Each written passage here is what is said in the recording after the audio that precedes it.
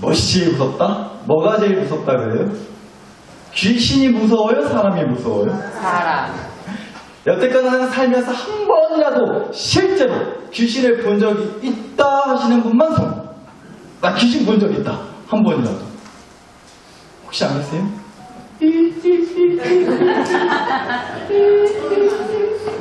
하여튼 우리는 특별한 교회입니다.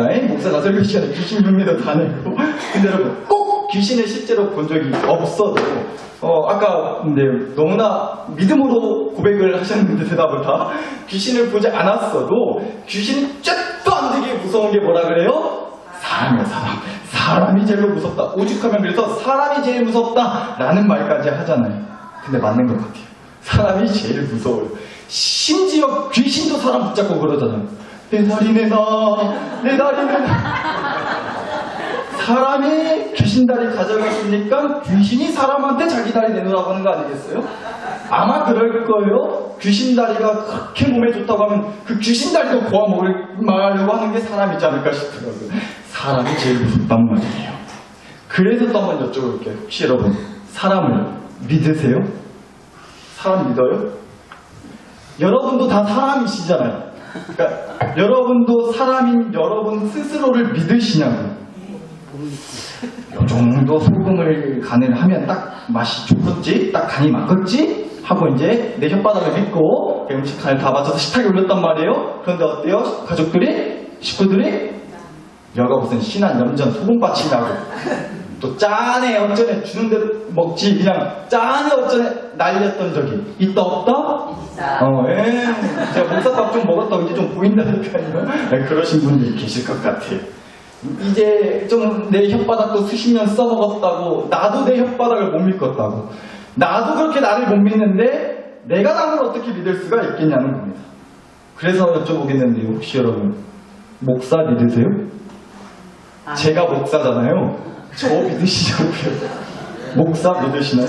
믿어요. 네 알겠습니다. 대답이 좀 시원찮네요. 한번 해볼게요. 오른손 한번 들어보세요. 자 오른손. 나는 어느 손이 오른손인지 헷갈린다면 두 손 다 드셔도 돼요.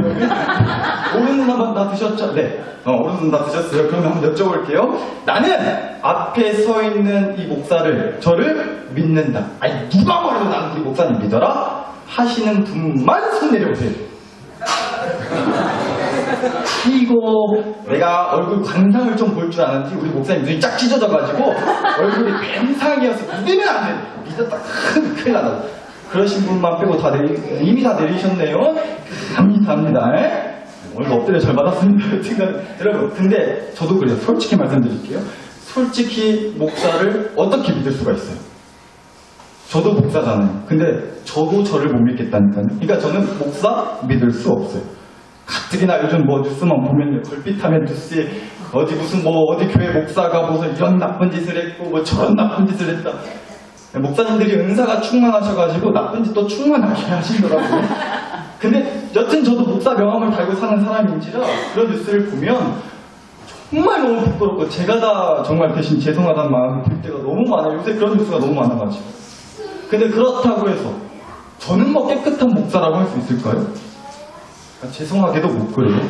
저도 사실은 그렇지 못. 근데 염려는 하지 마세요. 그런 뉴스에 나올 법한 나쁜 짓은 아직은 안 했어요. 앞으로도 안 할 거예요. 혹시라도 제가 그랬다가 제 손모가지를 그냥 잘라버리세요. 아셨죠? 저 믿어주시라고 염려치 마시라고요. 뉴스에 나올 법한 그런 나쁜 짓은 하면 안 되고 하지 말아야죠. 알겠어요. 근데 목사인 저도 죄인인지라 사람인지라 목사라고 해도 믿을 수 없다는 얘기예요. 사람 무섭다니까요. 어떻게 믿을 수 있냐는 거예요. 그러니까 여러분 사람이 제일 무섭다라는 말이 괜히 나온 게 아니라는 겁니다. 사람 함부로 믿었다가 그냥 뒤통수 얼른하게 세게 맞은 경험이 있지 않으시냐고. 사람한테 받은 배신과 상처와 눈물. 그래서 정말 너무나 힘들었던 경험이 다 한 번쯤은 있지 않으실까 싶더라고요. 근데 혹시 그래서 오늘 설교 주제가 뭐 사람 믿지 말자 라는 건 아니에요. 또 그렇다고 여기까지만 듣고 주무시면 안 돼요. 주무셔도 되는데 이 얘기는 듣고 주무셔야 된다고요. 사람 믿지 말자는 얘기를 그래서 하려는 게 아니라 오늘 드리고 싶은 말씀은 뭐냐면요. 사람한테 믿음을 두지 말고 우리 하나님 아버지께 믿음을 둡시다 라는 그 얘기 하려고 하는 거예요. 오늘 그 얘기를 좀 해보겠다고요. 근데 여러분 오해하시면 안 된다고요. 하나님을 믿자는 말이 사람을 믿지 말자는 말은 아니에요. 하나님을 믿자라는 얘기가 그러니까 사람은 믿지 맙시다 라는 얘기는 또 아니라고요. 요새 더워지니까 냉면집에 사람들이 바글바글 하더라고요. 우리는 비빔냉면을 좋아하지만 물냉면도 좋아하잖아요. 물냉면을 좋아한다는 게 비빔냉면을 싫어한다는 얘기는 아니잖아요. 우린 둘 다 먹을 수 있잖아요. 저도 둘 다 좋아해요. 참고하시라고요. 참고하시라고요. 그렇다는 거예요. 그러니까 제 얘기를 가지고 혹시라도 사람을 보면 무조건 믿지 마세요. 사람 믿을 게 못됩니다. 이렇게 적용하지 마시고 내 믿음을 사람이 아니라 하나님께 둡시다. 우리의 믿음을 하나님께 씁시다. 라는 얘기를 오늘 해보겠다라는 겁니다. 아셨죠? 여러분 우리가 지난 주일날 야곱 이야기 했어요. 근데 야곱이 드디어 20년 만에 고향 땅으로 돌아오게 됐다고 했잖아요. 근데 여러분 그렇게 야곱이 20년 만에 도로 고향 땅으로 돌아가게끔 하신 게 야곱이 가기 원해서 간 게 아니라 실은 외삼촌이 허락해줘서 간 게 아니라 실은 하나님이 가시게끔 한 거예요. 말씀드릴게요. 창세기 31장 3절입니다. 여호와께서 야곱에게 이르시되 너의 조상의 땅 너의 족속에게로 돌아가라. 내가 너와 함께 있으리라 하시니지라. 그거 나와요.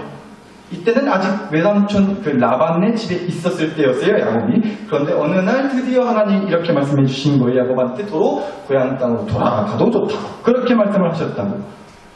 그런데 여러분 우리가 한번 생각을 한번 해보자는 겁니다. 현실적으로.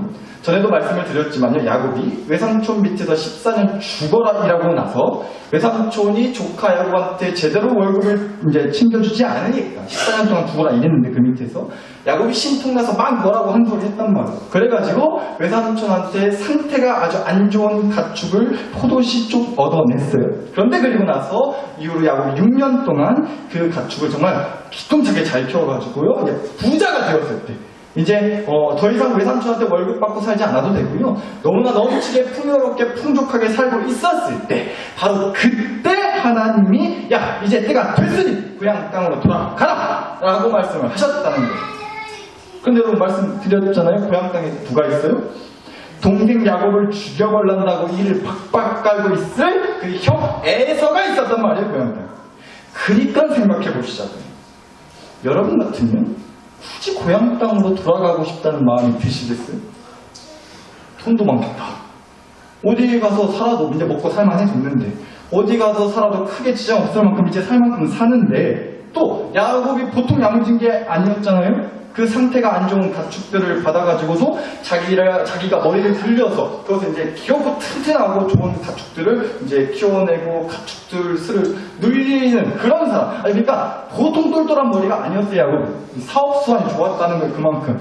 그러면 까짓것 드디어 이제 외삼촌네 집에서 해방됐고 자유로운 몸이 되었으니까 자기를 못 잡아먹어서 안 달랐던 그 형 만나기 껄끄러움 무서워 죽겠는 그 사람 자기 형이 있는 고향 땅을 가기보다는 다른데 어디 목 좋은 땅 알아봐가지고 거기서 살림 장만하고 거기서 살아도 되겠다라는 생각을 솔직히 현실적으로 해볼 법하지 않냐는 겁니다. 그런데 우리 하나님은 뭐라고 하셨다고요? 고향 땅으로 가라고 하셨다고요. 땅만 먹지 말고 너 죽이겠다고 했던 그 사람 그 무서운 형이 있는 그 고향 땅으로 가라. 내가 그걸로 내비 찍었으니까 땅만 먹지 말고 딴 데로 새지 말고 그쪽으로 가라. 고향 땅으로 가라 라고 말씀을 하셨다는 거예요. 저는 그게 좀 이해가 안 되고 솔직히 답답하더라고요. 그럼 질문 드려볼게요. 건강해지려면 어떻게 해야 돼요? 우리가 건강해지려면 어떻게 해야 되죠? 아이고 내 몸뚱아리를 보고 그런 소리를 하고 거꾸로 어떻게 해야 건강을 배려먹는지를 말해달라고 하면 내가 그건 자신있게 말해줄 수 있겠다고 할지 모르겠는데 실은 우리가 이거 정답을 다 알고 있어요. 이 질문에 대한 답을. 어떻게 해야 건강해지는지.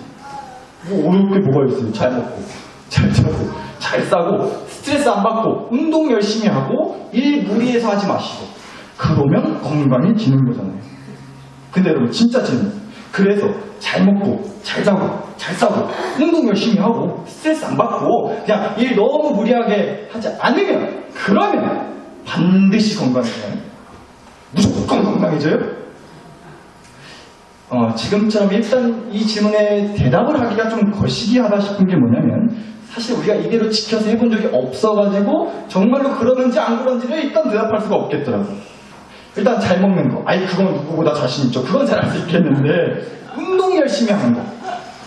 이건 나중에 천국 가서나 가능할 것 같아요. 그쵸? 또 잘 자는 거. 그건 제가 장담할 수 있어요. 교회 와서 주무시는 거 보니까 어떤 이라도 1등 하실 수 있어요. 잘 자는 거. 네. 그건 자신 있겠다 싶은데 잘 자는 거. 근데 스트레스 안 받고 사는 거? 그거 자신 있으세요? 집 밖에서 일할 때 얼마나 스트레스예요. 더워 죽겠고 짜증나 죽겠고 5만 가지 일 때문에 사람들 때문에 치여서 얼마나 집 밖에서도 일하느라 스트레스를 받아요. 그런데 반대로 집에 들어오면 스트레스를 안 받나요? 집에 들어오면 또 엄마가 방 치우라 했어 안 했어? 그냥 머리카락이 집에다 무슨 방바닥에 미역 양식을 하는 것도 아니고 그냥 치우는 사람 어지럽히는 사람 따로 그냥 생길나 죽겠다고. 온갖 그런 스트레스 장난 아니지 않냐는 거죠. 그러니까 우리가 잘 먹고 잘 자고 잘 싸고 스트레스 안 받고 운동 열심히 하고 일 무리 안 해서 하면 건강해진다는 거 알긴 알겠는데 실제로 그런지 안 그런지를 알 수가 없다는 거예요. 그리고 정말로 우리가 그렇게 될 거라는 확신도 만약 그런다고 할지라도 그것을 철저히 다 지켰다 할지라도 무조건 반드시 건강해진다는 걸 장담할 수가 없다는 거예요. 마찬가지 같더라고요. 하나님이 어디로 가라고 뭐 하라고 하시면요. 우리가 하도 사람한테 대통 당한 적이 많아가지고 그래서 사람 무섭다는 걸 깨달아가지고 그래서 사람 말 절대로 내가 안 믿기로 했던 그 다짐이 하나님한테도 적용이 된단 말이에요. 하나님이 가라고 하신 대로 가면 맞는 거냐고. 하나님이 하라고 하신 대로 하는 게 과연 옳은 거냐고. 그거 맞는 거냐고. 그게 정답 같은 얘기 같기는 한데 솔직히 믿었지가 않은 거예요. 믿음이 가지 않는 거예요. 따져보게 된다는 거죠. 근데 따진 것까지는 솔직히 괜찮아요. 우리 솔직히 다 따져보게 되니까요. 아무리 하나님 말씀해도 따져보게 되죠. 진짜 가는 게 맞는지, 하는 게 맞는지, 하나님 말씀대로 믿고 사는 게 맞는지 우리 따져보게 되잖아요. 그건 괜찮겠어요. 이해하고 넘어가겠는데 진짜 문제는 뭐예요? 항상 결론이 같다는 거잖아요. 그래서 따지고 보고 나서 내린 결론은 항상 뭐예요? 안 가야지, 안 해야지, 안 믿어야지가 우리의 결론이지 않냐는 겁니다.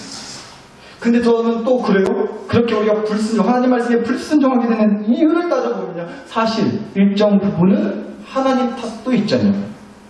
하나님 죄송합니다. 이해하고 들어주세요. 하나님께 양해 구했어요. 우리가 하나님 말씀대로 하지 않고 안 하고 안 가고 안 살게 되는 이유가 실은 하나님 탓도 있다고요. 왜냐? 하나님은 꼭 그렇게 가기 싫은 데만 골라서 가라고 하시고 하기 싫은 것만 골라서 우리한테 하라고 하시잖아요.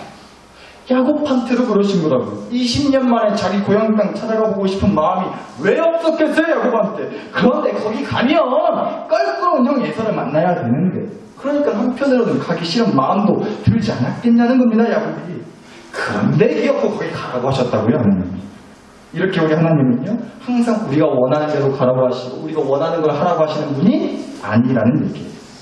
하나만 예를 들어볼까요? 성경 말씀에 원수를 사랑하라고 말씀하셨어요, 예수님이. 근데 여러분, 원수를 사랑하는 게 정말 쉬우세요? 원수 사랑하세요? 이름이 원수라는 게 아니에요. 나한테 상처 주고 나 눈물 흘리게 만들고 아주 그냥 내 염장 치르고 나 다 문드러지게 만드는 사람, 아주 보기만 해도 화통이 터지는 그 사람들을 우리가 원수라고 하잖아요. 그런 원수를 사랑하라고 하신다고. 그게 정말 되세요? 그게 되시겠어요?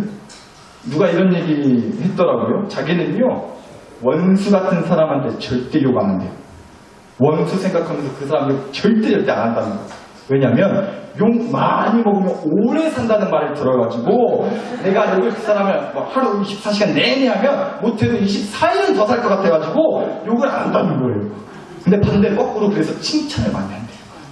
욕을 많이 먹으면 오래 산다고 했으니까 거꾸로 칭찬을 많이 먹으면은 내일이라도 당장 상 치를 수 있을까 싶어가지고 하나님 어서 빨리 데려다 주시옵소서 하는 간절한 마음으로 칭찬을 그렇게 많이 한다는 얘기를 저짜고 딴 동네 사람이 했다는 얘기를 제가 들은 적이 있어요. 그러니까 뭔 얘기냐? 그만큼 쉽지 않다는 거예요. 하나님 말씀대로 사는 게. 원수를 사랑하라는 말씀부터 하나님이 하신 모든 말씀들이 어지간한 것들은 대부분 다 그 말씀대로 하기가 솔직히 쉽지 않다는 겁니다. 그런데 여러분, 우리 하나님은 그럼에도 얄짤 없으세요. 기어코 하기 싫은 거기를 가라고 하시고 기어코 하기 싫은 그거를 하라고 하시는 말이에요. 대체 왜 그러실까요? 우리 하나님 아주 고약하신 하나님이라서요? 우리 골려먹고 우리 힘들어 뒤지게 만드는 게 하나님 소원이셨어요? 당연히 아니죠. 여러분, 제가 생각해보니까 이런 것 같더라고요. 제가 하나님은 아니지만 감히 생각을 해봤더니요, 하나님이 이런 뜻이 있으셔서 그러는 것 같다라고 결론 내렸어요. 무엇이냐? 잘 들으셔야 돼요. 되게 이제부터 중요한 얘기 할 거거든요. 여러분, 우리에게는 그러니까 아무리 싫고 원치 않아도 여하튼 맞서야 될 문제가 있고 싸워내야 할 씨름이 있다는 거예요. 그래서 그건 피할 수도 도망칠 수도 없다는 거예요. 이게 우리를 기어코 거기로 가게 하시고 그걸 하게 하시는 이유라는 겁니다. 야곱도 그랬던 것 같아요. 형과의 문제를 어떻게든 풀어야 되겠어요. 아무리 가기 싫고 아무리 하기 힘들어도요, 가서 형 만나고 풀 건 풀고 따져볼 건 따져서 회복해야만 하는 그 숙제가 야곱한테 있었다라는 거예요. 그렇기 때문에 그건 피할 수 없어요. 도망친다고 도망쳐지지도 않나요? 도망쳐지고 싶다고 해서 도망쳐지지도 않는다고요. 그렇잖아요. 아니, 까짓거 형 에서가 그 20년 동안 외삼촌네 도망가 있던 그 20년 동안 동생 찾으려면 못 찾았겠어요? 딴 데도 아니고 외삼촌네 집에 있는데 당장 거기부터 수송을 해보지 않았겠어요? 찾으려고 하면. 그러니까 어떻게든 만나려면 만나지는 사람이었다는 거예요, 에서가. 그러니까 피할 수 없는 문제였다. 도망칠 수 없는 문제였다. 그러니까 여러분, 우리도요, 야곱처럼요, 때로는 가기 싫지만, 너무 가기 싫지만, 그럼에도 반드시 부딪혀야 되고, 맞서내야 하고, 싸워내야 할 것들이 있다는 거예요. 그 문제, 그 사람, 그 일, 그 관계, 그 시험, 그 고난. 할 수만 있다면 피하고 싶고 도망치고 싶지만, 벗어나고 싶지만 그럴 수 없고 맞서야만 하는 것들이 있다는 거예요. 따라서 하나님은 피하고 싶다고 하는 우리의 간절한 소원은 그럼에도 그냥 뭉개실 때가 많은 것 같아요. 귀엽고 그 피하고 싶은 문제와 고난과 시험 앞에 우리를 세워버리신다. 그러니까 하나님이랑 우리가 참 징하게도 안 맞아요, 사실은. 그러니까 박수도 이렇게 손뼉이 마주쳐야 소리가 난다는데, 하나님이랑 우리는 이게 매일같이 어긋나 버리게 된다는 거예요. 그래서 사람이 제일 무서운 게 아니라, 사람을 못 믿겠다가 아니라, 그래서 하나님이 제일 무섭고 하나님 제일 못 믿겠다, 이 소리 나오는 거예요. 그런데 무슨 하나님을 믿으라고. 그런데도 내 믿음을 하나님한테 걸라고요? 사람도 무서워서, 사람도 못 믿겠어서 내 믿음을 사람한테 걸고 싶지 않지만, 만만치 않게 하나님도 무섭고 하나님도 믿기지 않아서 나는 내 믿음을 하나님한테 걸고 싶지 않은데 하나님을 믿으라고요? 또 그 소리하고 자빠지는 교회를 내가 그래서 가기 싫어하는 거라고 하실지도 모르겠어요. 100번, 1000번 이해해요? 그럴 수밖에 없죠. 그런데 여러분, 그럼에도 저는 오늘 이 말씀을 드려야겠다고요. 내 믿음을 하나님께 두시자고요.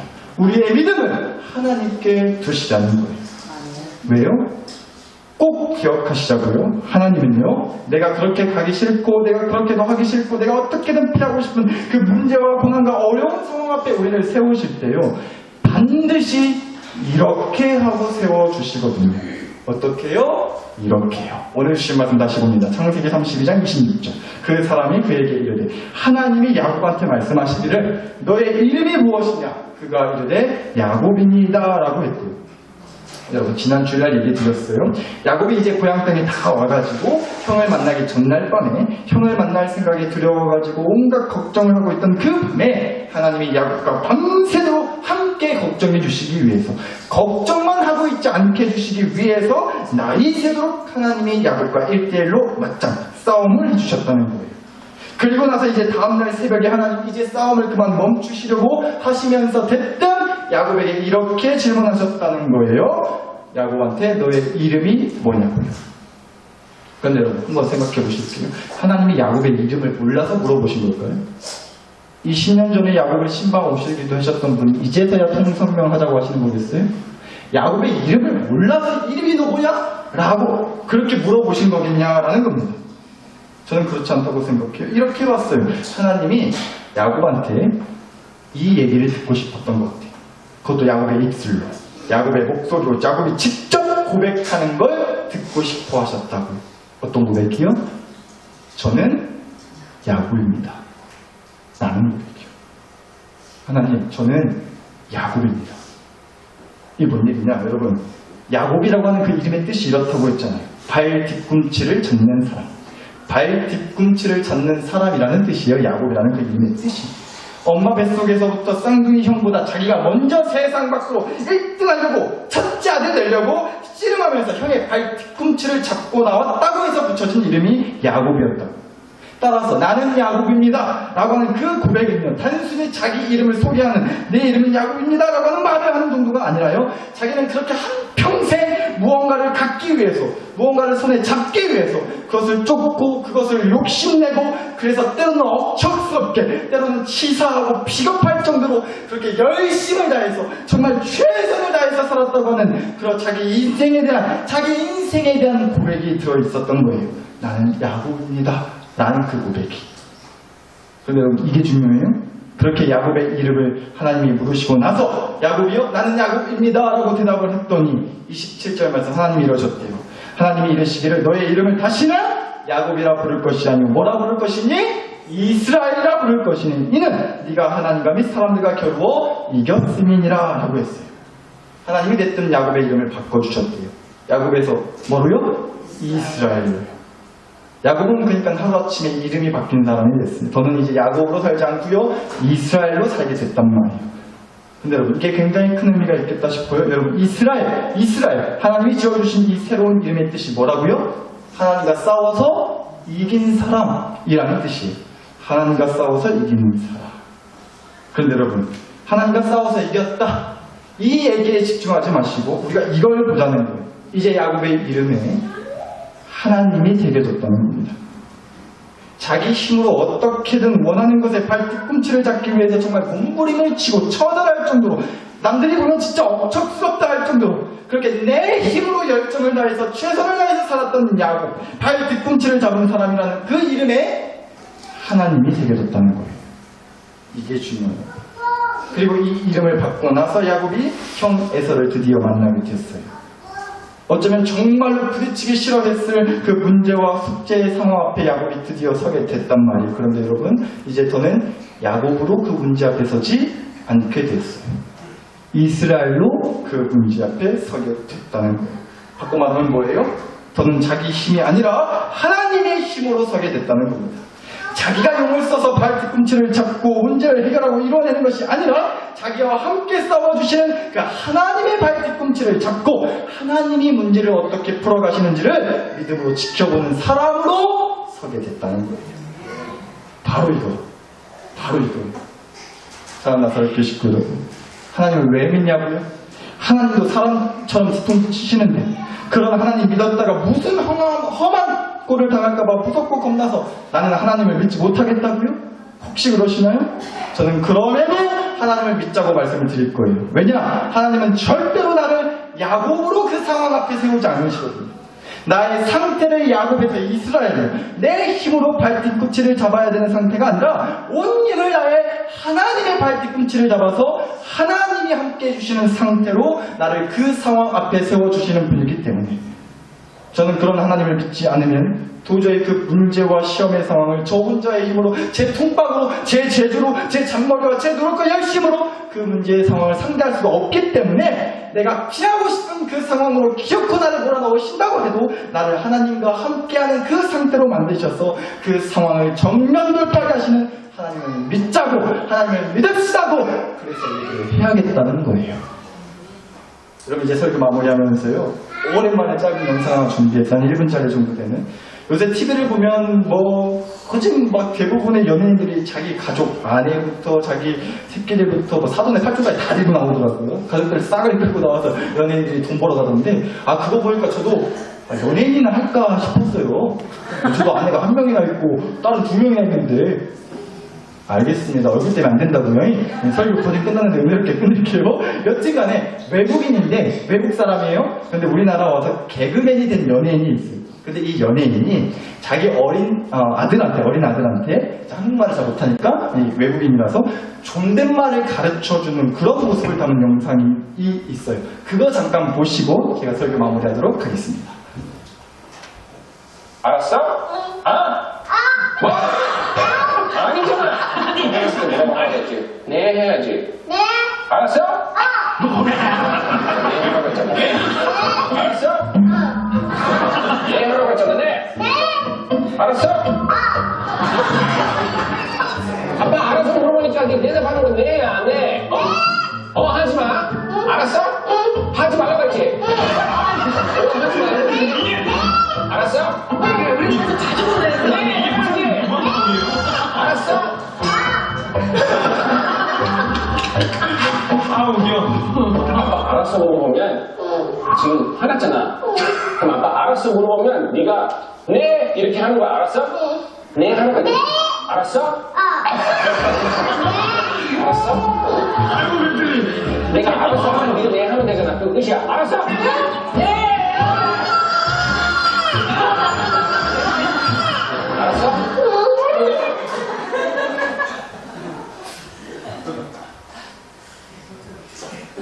제가 이거 보고 진짜 한참 웃었거든요. 배꼽 빠지도록. 아직도 배꼽을 찾고 있어요. 혹시 주시는 분들은 가져가지 마시고 제 배꼽 좀 주세요. 뽑는데 너무 웃기더라고요. 제가 보면서 한참을 정말로 그렇게 웃었습니다. 그래서 여러분과 함께 좀 오늘 보고 싶었어요. 여러분 이런 상황인 거잖아요. 어른들한테 대답할 때 존댓말로 네 하는 걸 이제 가르쳐 주려고 하는 거야. 그래서 네 해봐. 따라서 네 하고 잘 따라서 해요. 근데 막상 또 대답할 때는 응 하고 이제 반말을 하니까 이제 아빠가 답답해서 죽으려고 했던 거잖아요. 근데 여러분 제가 이걸 딱 보는데 딱 우리 하나님 아버지랑 우리의 모습 같다는 생각이 들었습니다. 하나님은 우리를 귀엽고 그렇게 내가 피하고 싶은 그 상황으로 가라고 하세요. 가라고. 그 문제의 상황, 어렵고 힘든 상황을 상대하라고 하신다고. 그런데 우리는 한결같이 솔직히 싫다고 한다고. 가! 싫어! 해! 싫어! 믿어! 싫어! 내라고 하라는데 귀엽고 어라고 하는 것처럼 가라고 해도 하라고 해도 믿으라고 해도 싫어요 하는 게 꼭 우리 모습 같다는 거죠. 그런데 여러분 그런데도 우리 하나님은 그 상황을 안 바꿔주세요.